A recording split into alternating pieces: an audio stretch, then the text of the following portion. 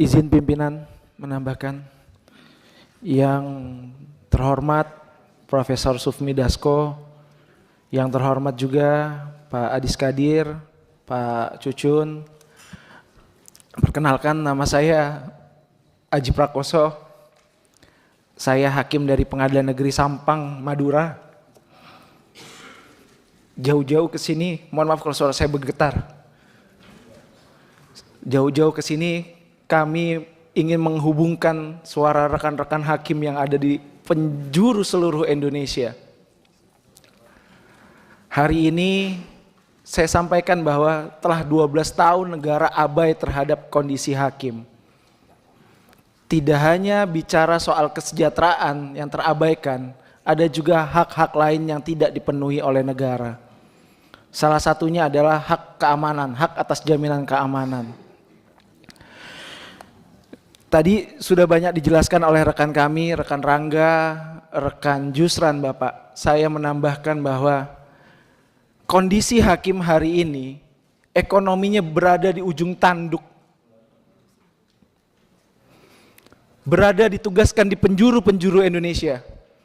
Bukan kami tidak suka terhadap hal tersebut. Bukan kami meminggirkan hal tersebut, tidak. Sejak kami dilantik di awal, kami bersedia untuk ditempatkan di seluruh penjuru Indonesia. Menjadi pintu gerbang terakhir untuk memberikan rasa keadilan kepada masyarakat. Tapi kondisi inflasi selama 12 tahun, negara tidak hadir di sana. Saya menyampaikan Bapak kondisi teman-teman, saya ambil contoh saja, ada rekan saya Ervan, berada di Kepulauan Buru, Maluku, rumahnya, home base-nya ada di Gresik, Jawa Timur. Dengan membawa istri dan 2 orang anak untuk pulang kampung saja mungkin harus menahan diri 3-4 tahun. Begitupun saya. Sebelum di Madura saya ditugaskan di salah satu kabupaten di Provinsi Jambi, di Tanjung Jabung Timur. Orang tua istri saya meninggal, Pak. Kami tidak bisa hadir di pemakamannya. Dan ini tidak cerita saya saja. Ini cerita rekan-rekan saya yang lain juga seperti ini. Memang di dalam persidangan kami sering disampaikan, saudara yang mulia, pimpinan majelis hakim yang mulia. Tapi pada prinsipnya kami juga seorang manusia biasa.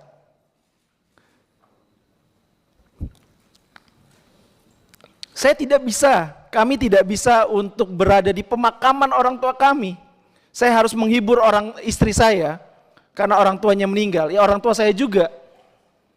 Dan menyampaikan permohonan maaf, bahwa kita tidak bisa pulang ke Denpasar pada saat itu.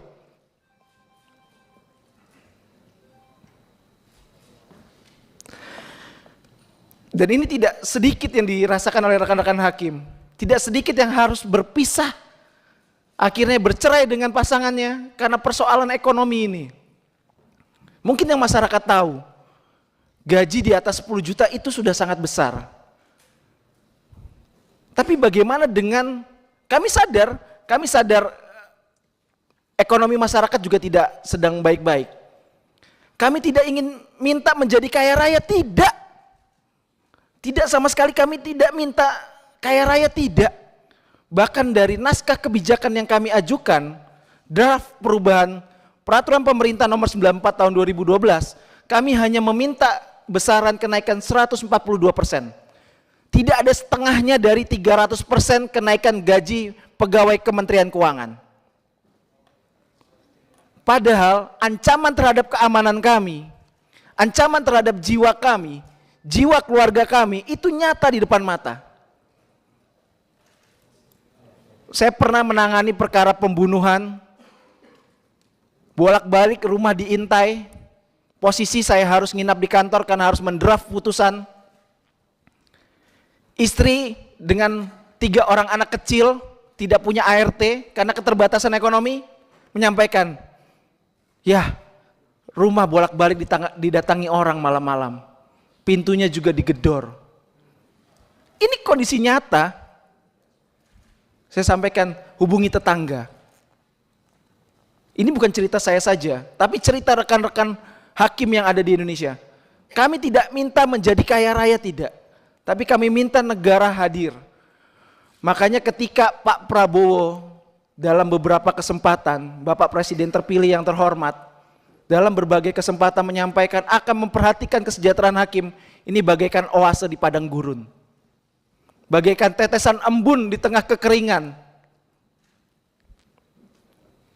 Insya Allah apa yang kami sampaikan ini kami yakin akan direspon positif oleh Bapak Prabowo Subianto dan akan disampaikan oleh bapak-bapak anggota dewan yang terhormat. Ini kondisi yang nyata, jaminan keamanan negara terhadap hakim tidak ada. Kemudian kesejahteraannya 12 tahun terpinggirkan. Hakim itu di sebuah pengadilan adalah core bisnis utama. Tanpa adanya hakim, pengadilan bisa bubar. Itulah kekuasaan yudikatif. Tapi realitanya Bapak, hakim dengan masa kerja 0 tahun atau nanti adik-adik kami yang akan dilantik jadi hakim di tahun depan, itu penghasilannya akan lebih rendah dari arsiparis, peranata komputer. Itu akan lebih rendah. Padahal hakim adalah garda terdepan bagi pencari keadilan. Apakah kemudian ketika hakimnya mundur, pengadilan juga bubar kan? Otomatis karena core bisnis utama. Apa mau diganti jadi arsiparis negeri, arsiparis agama, atau arsiparis tata usaha negara? Begitu juga peranata komputer. Bukan kami mendiskreditkan pekerjaan yang lain, tapi itulah seharusnya kekuasaan kehakiman, hakim yang lebih dulu diutamakan. Kami sudah menyampaikan ini kepada pimpinan Mahkamah Agung juga, kemarin sudah kami sampaikan. Saya juga perwakilan yang bertemu dengan Pak Menteri Hukum dan HAM, Pak Supratman Andi. Tanggapannya dari Pak Supratman Andi sangat positif, akan membantu mengharmonisasi. Ini sebuah oase Pak, bagaikan oase di padang gurun. Kemudian lagi saya sampaikan bahwa tadi sudah dijelaskan, hakim ini sebenarnya, mohon maaf, jenis kelaminnya apa? Pegawai negeri sipil atau pejabat negara? Di Undang-Undang Aparatur Sipil Negara, hakim ditegaskan sebagai pejabat negara. Tetapi menyambung dari yang disampaikan Pak Jusran tadi, penggajiannya masih menggunakan mekanisme pegawai negeri sipil. Tahun 2018 oleh para senior kami diajukan judicial review dan dibatalkan status penggajian pegawai negeri sipil. Dan harusnya berdasarkan putusan HUM nomor 23 tahun 2018 harus dilaksanakan pemerintah paling lambat 90 hari. Kondisinya sekarang sudah 2127 hari sejak putusan itu diucapkan. Tapi kita masih menggunakan sistem penggajian pegawai negeri sipil. Artinya apa? Status penggajian kami ilegal Bapak.